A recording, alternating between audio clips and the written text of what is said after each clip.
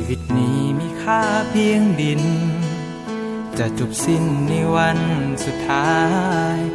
โลกเฮาจะต้องสลายไปตามเวลา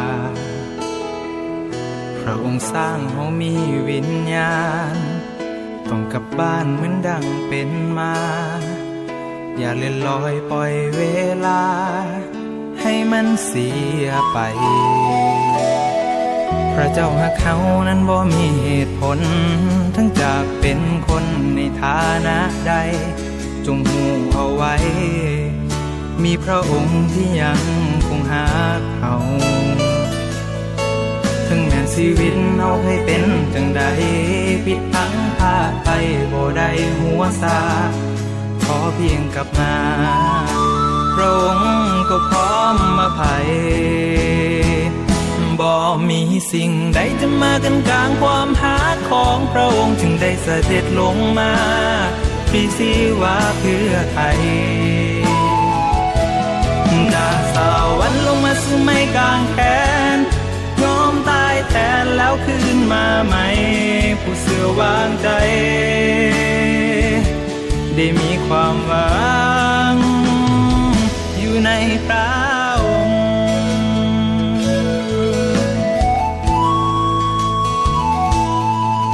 ในวันนี้ได้ยินข่าวแล้ว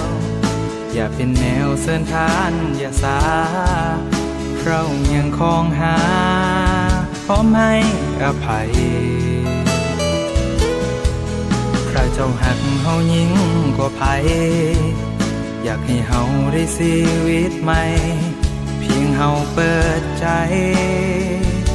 ให้พระองค์ครองพระเจ้าหักเขานั้นบ่มีเหตุผลทั้งจากเป็นคนในฐานะใดจงหูเอาไว้มีพระองค์ที่ยังคงหาเขาถึงแม้ชีวิตโลกให้เป็นจังใดผิดพลั้งพลาดไปบ่ได้หัวซาขอเพียงกลับมาพระองค์ก็พร้อมอภัยบ่มีสิ่งใดจะมากันกลางความหาของพระองค์จึงได้เสด็จลงมาพลีชีวาเพื่อไทยจากสวรรค์ลงมาสู่ไม้กางแขนยอมตายแทนแล้วคืนมาใหม่ผู้เสื่อวางใจได้มีความหวังอยู่ในพระองค์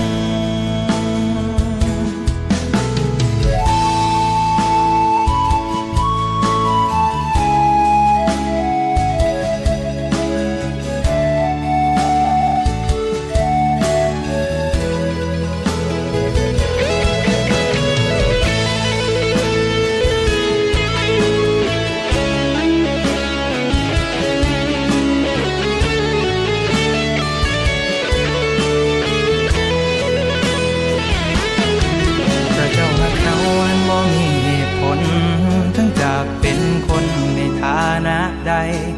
จงหูเอาไว้มีพระองค์ที่ยังคงหาเขาถึงแม้ชีวิตเราเคยเป็นจังใดผิดพลั้งพลาดไปบ่ได้หัวซาขอเพียงกลับมาพระองค์ก็พร้อมอภัยบ่มีสิ่งใดจะมากันกลางความหาของพระองค์จึงได้เสด็จลงมาพลีชีวาเพื่อไทยจากสวรรค์ลงมาสู่ไม้กางแขนยอมตายแทนแล้วคืนมาใหม่ผู้เสื่อวางใจได้มีความหวังความหาของพระองค์จึงได้เสด็จลงมาพลีชีวาเพื่อไทยจากสวรรค์ลงมาสู่ไม้กางแขนยอมตายแทนแล้วคืนมาใหม่ผู้เสื่อวางใจได้มีความหวังอยู่ในพระองค์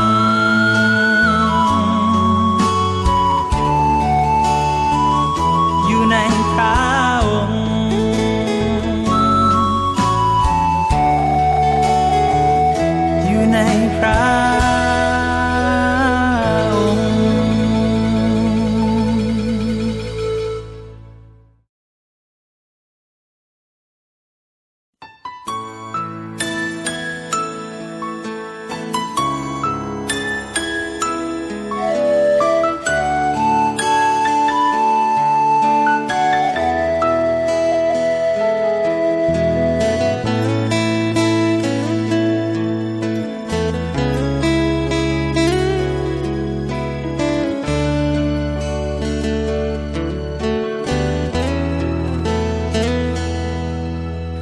ตนี้มีค่าเพียงดิน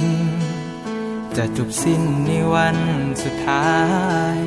โลกเฮาจะต้องสลายไปตามเวลาพระองค์สร้างเฮามีวิญญาณต้องกลับบ้านเหมือนดังเป็นมาอย่าเลื่อนลอยปล่อยเวลาให้มันเสียไปพระเจ้าหักเขานั้นบ่มีเหตุผลทั้งจากเป็นคนในฐานะใดจงหูเอาไว้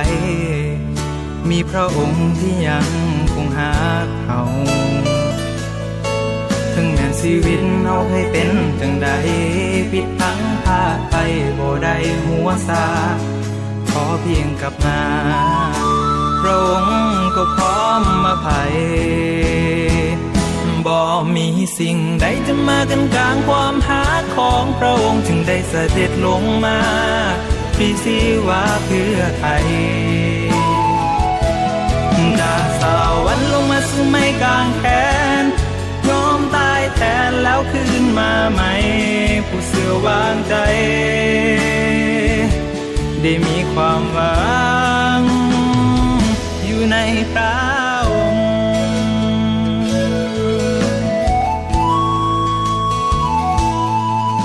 ในวันนี้ได้ยินข่าวแล้วอย่าเป็นแนวเสื่อนทานอย่าสาพระองค์ยังคงหาพร้อมให้อภัยพระเจ้าหักเฮายิ่งกว่าภัยอยากให้เฮาได้ชีวิตใหม่เพียงเฮาเปิดใจให้พระองค์ของพระเจ้าหักเขานั้นบ่มีเหตุผลทั้งจากเป็นคนในฐานะ